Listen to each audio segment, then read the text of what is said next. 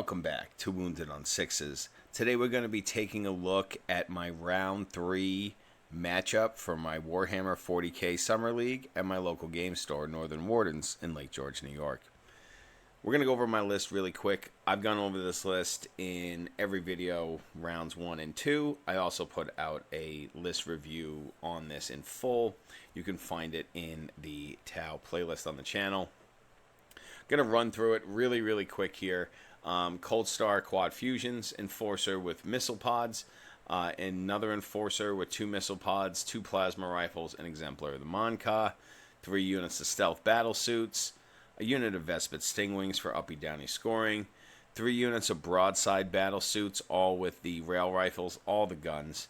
Fire Knives are going to have the Enforcer with quad missiles. Star Scythe are going to have the one with the Exemplar of the Monka, and then the Sunforge are going to be with their Cold Star Commander with quad fusions. 2 Ghost Keel battle suits, absolute best unit in the Tau Codex. I really think I need to get 3 into this list. 2 Piranhas, really good for scouting, seeker missile spam, and alpha strikes, and also good for kicking off some pinpoint counteroffensive strategy. Riptide battlesuit, good at holding an objective, good at kiting. A little pricey for what it does. I really don't like the ion accelerator. Kind of wish I had another Ghost Kill for this. And then finally we have the Skyray gunship. Really good at taking out anything up in the sky. So the list has not changed in 3 weeks. I am thinking about making a slight change, and that's maybe removing one of these broadside battle suits and the Exemplar of the Monka, because I'm not really using it too much for Commander Shadowsun, just to give me another lone op. I don't have another Ghost Kill in my collection yet, but I'm working on it. So I kind of want to get another lone op in there. And Shadowsun also has a lot of utility with she can get rerolls and everything. Unfortunately, I kind of thought about this after list locked for this week, so it's not included in this week, but it may definitely be included in next week's list. So this is my list. Let's get looking at the Necrons run by Logan. Moving along to Logan's Necrons, he's bringing a Star Shatter arsenal, which is really good at making their vehicle and mounted units faster and more deadly. He's going to be starting it off with a Silent King, really good at shooting, really good at supporting the rest of the Necron army here. A lot of points, but I think worth it. Catacomb Command Barge, extra OC, hit rolls and wound rolls of 1 rerolls. Hexmark Destroyer, really good at screening out the backfield, free Overwatch. He also has the enhancement to give -1 damage to a nearby vehicle. Technomancer is going to be with a unit of Wraiths, really difficult unit to deal with when it's inside its little Wraith bubble. Moving along, he's got a unit of Crypt Thralls. They're going to be inside with the Wraiths and the Technomancer. Configuration I haven't played before, but something I may try for myself with my Necrons. He also has a unit of Flayed Ones, really just there for their infiltrate ability. And then a unit of Ophidian Destroyers, really good unit, has uppy downy. Kind of misplaced against my Tau because I don't have the infantry for them to take advantage of. Canoptic Swarms, kind of there to hold down places, do actions, things of that nature. The Catacomb Command Barge can up their OC, which is really nice. Unit of Locust Destroyer and a heavy Locust Destroyer. Kind of there to just provide a little bit of fire support, also do actions in the corners and on objectives when needed. He's then got a unit of Canoptic Wraiths that I've talked about before. Very difficult unit. Once they get on an objective, they're very difficult to remove. The Canoptic Reanimator helps with reanimation, hung out with the Canoptic Wraiths all night. And then 3 Doomsday Arcs. They have a devastating Doomsday Cannon, Strength 18, -4, 4 damage, blast and heavy, and you get D6 +1 shots. Very difficult. Also usually getting +1 to hit and with the Star Shatter, and if they don't move, they get devastating wounds. It's just a very difficult unit to deal with, and something that I was trying to avoid all game, as I knew they would be punishing against my army. So going in, this is the list that I was playing, and let's go ahead and take a look at those deployments and mission rules. Moving along to the mission rules and the deployment zone. So we have the primary mission, which is Taken Hold, which essentially is just 5 points for every objective marker you control, including your home objective. We're then going to be on the deployment Search and Destroy, basically up in the corners. And then the twist is Lord of War. Your Warlord gets 3 extra attacks with all the weapons it's equipped with, but only if that Warlord is not a vehicle. Both of our Warlords are vehicles in this match, so the twist meant nothing to us. We're going to be on GW Layout 8, and on Search and Destroy, I am always feeling favorable with the Tau because we have so much infiltrate. We get to basically like set up in our natural expansion right away with our ghost keels and usually a unit of stealth suits, and that's exactly what we were looking to do here. Another thing about layout 8 is you'll notice there's all these kind of like blocking walls, and this isn't even really a recommended layout for this deployment zone, but you know, the way that the shop is doing it is they're drawing cards at random, so we're getting these kind of like weird deployment zones here. But this, I felt very good about this deployment zone just because I love Search and Destroy because of all the infiltrate and because of all these walls. It was going to be hard for his vehicle heavy list to get like line of sight. I mean, again, it was going to be hard for me too. We both had assault, but his army is way more expensive than mine, so I just had more pieces. So my plan was simple, to basically hold both my home objective, my natural expansion, and continue to pressure on the center with as many guns as I can, and really go after the units that I can kill or that I have to kill, and try to avoid the ones that are really hard to kill, like the Wraiths, like the Silent King. I didn't really want to get in a tussle with those Doomsday arcs, so I tried not to, and these walls definitely were going to help me there. So let's go ahead and take a look at the deployment and get to the battle recap. Taking a look at deployments, we'll start with the Tau Empire first. As you can see up here near my natural expansion, I have 2 ghost keels and I have a unit of stealth suits. They're really just going to hang out here all game, provide some long-range fire support with their cyclic ion rakers, but really just hold down here, do whatever objectives they need to do, stand tough, and then when they need to, put their bodies on the line to block out anything from coming through here. This wall is really nice at keeping his bigger vehicles from crashing through. We have another unit of stealth suits here. They're going to basically move up, get up on top of this building, and then provide some guides to our fellow compatriots. We then have a unit of fire knives. I like to start them on the board. They're basically going to hide behind this building one turn and then move inside the building, into the ruins, and then provide fire support with their missiles from there. The Riptide here is just tucked behind as well. He's going to kind of stay cagey turn 1. Turn 2 is going to try to come out and take a shot, and then he's going to sit and try to hold down this center objective with a couple of his friends. We have both of our piranhas on the line. If we go second, we can move them back, but in this case, we ended up going first, so we're going to basically move them up, scout with them, and then move them their 14 inches. Also, we have assault, so we can get basically 29 inches with them. It's basically half the board with them, which is really nice. We then have our broadsides. 2 are right here. 1 is inside the building with another unit of stealth suits, and then we have the Skyray gunship. Moving over to the Necrons, as you can see, he's kind of really stuffed behind here, which gave me the impression he was really nervous about getting outshot early, which is really nice, and I was hoping that that would continue.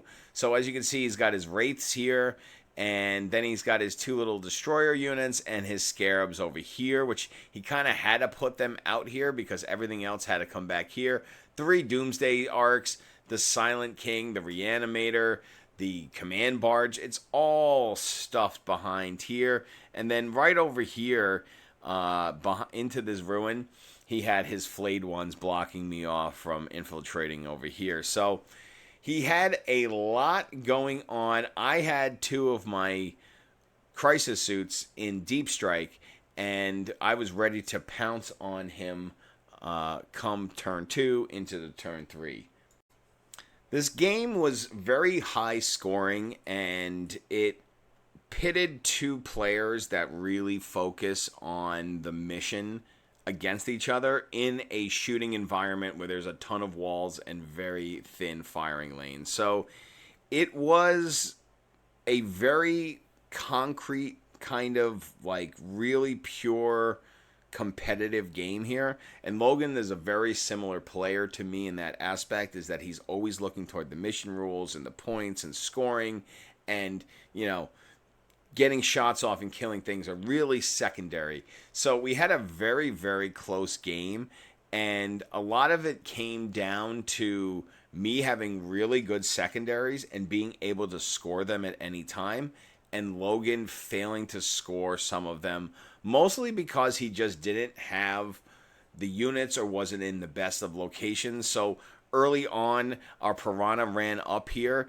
and it killed both of his destroyers, and then charged his scarabs. It just did so much, and was then kind of like move blocking this area here, while the other one moved up and performed a cleanse here. It was just like a really good scoring turn 1.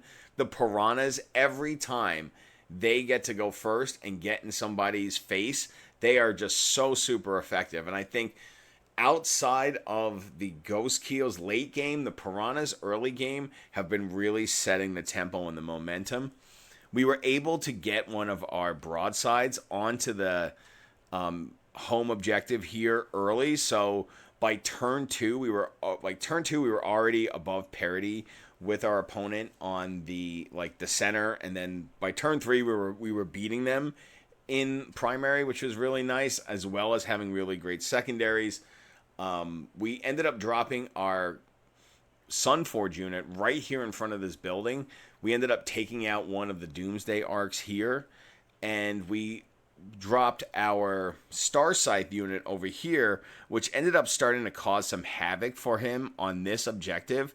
And at that point, he had basically focused most of his attention to this center objective. And because he didn't have a lot of these little units left, and his Wraiths had to do something about us being in the center, and that's when I brought the Riptide over, it forced him into a position where like we were scoring max points and like doing everything we could, and he was just kind of playing catch up, because there was a lot of like caginess and worriedness that if he did leave himself out there, he'd lose too much, which he kind of did already just by losing these little action pieces here.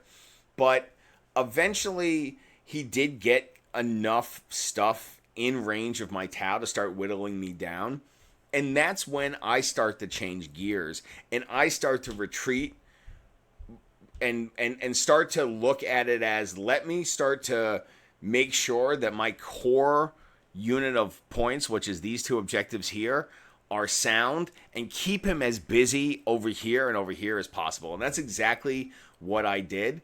And it really just ended up working out well for me. I mean, you know, I slowly started to lose primary, but kept scoring secondary, and things worked out extremely well for me, even though I really didn't end up killing a lot. I killed this little patch of units here. I ended up killing one of the Doomsday Arcs, and that was about it. Also, the flayed ones got killed. I killed a couple of Wraiths, but they just kept coming back and back and back, and they're just a quagmire of a unit. And eventually, it just came to me that I didn't really need to kill things. I just needed to continue to score and to continue to have this very orderly retreat where I was running away with all the points. In the end, it's an 89-78 Tau victory, and a lot of this was born on the back of just some really fantastic secondary missions that we drew, and the ability to recognize that the game was slipping out of our hands kind of toward the late game. You know, if you look here, you'll see that we continued to score in secondary very well, and we kind of really disrupted our opponent a little bit here, particularly rounds 3 and 4. But as you can see, the tide of primary began to shift, especially in that last round. So we kind of had to score as much as possible. At one point, we were up over 30 points. In the end, 89-78. I can't complain about that. Really hard fought game. Logan was a great competitor. And again, the strategy of focusing on scoring, focusing on board control, using our models' abilities the way that they're designed, particularly when it comes to things like the Piranha, like the Ghost Keel, like the Riptide for a lot of instances. You know, we've been using the Riptide to block our opponent from getting onto an objective, using that big base, relying on that 4-up invul. You know, we've been sacrificing our crisis teams to occupy our opponent for a turn or two, to keep them out of a particular zone. And that's really what's been leading to these victories, and to our scoring streak over this league has been, you know, using units to make positive trades in a lot of different areas, not just unit to unit, but like trading for board control, trading for a quadrant on the board where we're going to be able to score, and you're going to have to deal with this problematic unit that just dropped in your face. And it's been really super effective, and it led to a pretty significant victory here, and didn't, you know, take a lot to accomplish. Again, a lot of it was that we got some really good secondaries, but you can't always rely on that. Having that recognition that the game may be turning, or that you need to hold this line for a particular amount of time, is really how I think you have to play Tau. You need to be very cagey. You need to really be points focused, and you need to, you know, use distraction. You know, distract them by trying to take their natural expansion. Distract them by putting something in their zone that they have to deal with, and they have to turn a unit around to deal with, so it's not dealing with the units that are on the middle objectives and things of that nature. So, excellent victory here. I'm really happy about it, and, you know, Logan put up a great fight, and I had a lot of fun playing this game. And taking a look at the Summer League leaderboard, we have now moved in to second place. There are a few games still to go in the league for this week, but chances are we're going to remain in second place and be playing Adeptus Custodes next week. The other Bill here is with one of the larger local teams, and he's going to be a pretty tough opponent. So if we have him, we need to start doing our scout there. But, you know, Tau Empire have really been performing. I'm really excited that we're in second place with a chance to get first place next week. And, you know, the scores have been great. 84, 80, 89. Cannot complain about that.